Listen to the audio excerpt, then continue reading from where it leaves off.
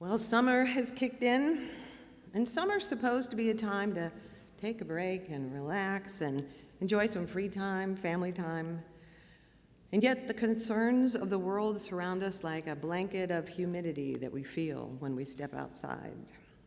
We continue to watch as fear of the other, fear of the immigrant, the homeless, or fear of the MAGA enthusiast fill our news feeds, fill our conversations.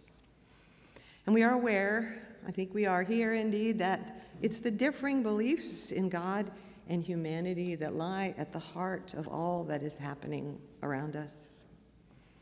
Now, last week was Trinity Sunday, and we talked about why it matters what we believe about God, because our image of God affects the choices that we make. So do we believe that God is love, really? Are we trusting that at the very core of God's being is community? That what we believe in is a mutual love flowing out into the world that loves us? Or, as we asked last week, do we believe that God is this one solitary, perfect individual being that judges and punishes wrong behavior and only bestows love when we act appropriately? Our answers are at the core of what happens around us. And we also, what we believe about people is important. What we believe about ourselves, the core of ourselves, that humanity. Are we made by love for love? Are we basically loving creatures who learn to fear and hate others? Or are we born sinful, evil beings who then have to be taught to love? I'm going to lay my cards on the table today right up front and say I believe that God is love and we are made in the image of that God. We are created for community, to live in mutually loving relationships.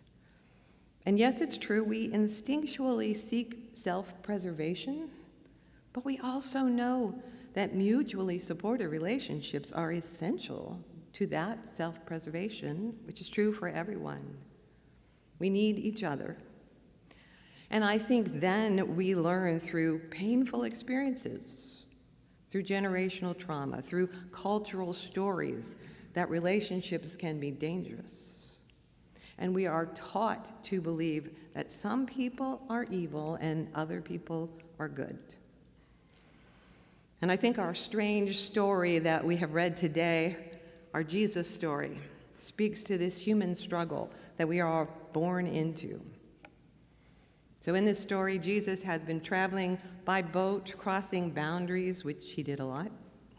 As he stepped out on land, he encounters a man who we are told has demons. Someone who for a long time just didn't wear clothes. He didn't live in a house. He was now living amongst the tombs. He'd been kept under guard and bound with chains and shackles. He would break through those bonds and be driven into the wild. He was a threat. He was threatening to himself and to his community. And Jesus chooses to relate to this person as a person. He approaches this dangerous man living in the tombs, as we said, possessed by demons, driven out of his community. But Jesus sees him as a person in need of healing. And Jesus doesn't seem to be disturbed or afraid of this man. Actually, he kind of attracts these kinds of people to himself, not the people who seem to have it all together, but those whose lives have been torn apart. This nameless man, we don't get his name, who's been exiled to the margins of human society, covered in dirt and naked in public, hardly able to control his speech, so violent that people couldn't come near him. All attempts to restrain him had failed. It seems he exhibited a common form of self-harm, something we see today. Was it self-mutilation, cutting? We don't know. But we see the traits that we now recognize as trauma responses, as PTSD, as an array of mental illnesses. In the language and the understanding of the day, the description was that demons possessed him. So Jesus looks him in the eye and asks, "What is your name?" Legion, he screams, for we are many. Tortured in body and mind and spirit, he seems to embody the full range of human suffering. And so his community had done what communities do today, banished him to the margins of society. We have a way to do that now. We now have the industrial prison complex to accomplish the same task. He's described as being possessed by evil. People whose pain is so obvious get pushed aside because we want to believe that the good is over here and the evil is over there. And the good, law-abiding citizens, well, we can inhabit the center of society. The criminals and the addicts and the unstable people need to be pushed to the sides. But instead, as always, Jesus chooses compassion, diffusing the threat with love, as he does in each encounter. How do we get there with Jesus? How do we get to that place to feel that we can respond as Jesus responded when we are scared and angry? And when we have been taught so well to hate those who have hurt us or those who might cause us harm. In his book, Hate Work, David Augsburger suggests that hate is this complex series of negative feelings and attitudes that leads to very protective behaviors. We've learned how to hate and whom to hate and what to hate by observing those around us, from our families, from our friends, from our culture. Augsburger describes a spectrum of hates, from very simple to malicious to retributive, and then to what he calls just hatred. That simple hate is at one end, just hate maybe at the other, and the simple form, the object of one's hate is a person, and this person is reduced to nothing more than their worst action. In what he calls just hate, the focus is on the harmful results of actions. The person or the people involved are always more than any single act, no matter how heinous or indefensible that might be. In simple feelings of hatred, one's thinking is either or. It is good or bad. It is right or wrong. But when we open up to looking for justice from all sides, our thinking broadens to recognize the complexity of our conflicts, looking for all of the elements that have brought each person into this situation. This requires we seek a different point of view, a different way of seeing that can redefine and transform everyone involved. And it includes leaving behind our belief that some people are just good and some people are just evil. I think we see this difference in the work of the Jesuit priest Gregory Boyle. He founded Homeboys Industries. It started in the favelas of LA, and it is the most successful gang rehabilitation program in the world. He's written 3 books in which he draws upon decades of daily interactions with gang members as they begin to jettison this gang past and build lives that are more full of freedom and love and begin to reimagine a future for themselves. Father G, as he is called by the homies that he works with, suggests that there are 2 unwavering principles that are held in Homeboy Industries. Number 1 is that everyone is unshakably good with no exceptions. And number 2, we belong to each other with no exceptions. He says these 2 ideas together allow us to roll up our sleeves so that we can love without measure and without regret. So we can cultivate new ways of seeing till we finally understand that the answer to every question is indeed compassion. And we don't make progress when we demonize. So we should abandon that altogether in all circumstances. Just refuse to demonize. Now, we can hold something that has happened as horrible and still not make monsters out of anyone. For demonizing actually keeps us from helping and finding solutions. And it is always the opposite of how God sees us. He goes on to say, at Homeboy Industries, we are always trying to pry the criminal justice system away from violence and punishment, away from over-policing and mass incarceration, and bend it towards healing, repair, and restoration. We heal the wounds rather than punish them.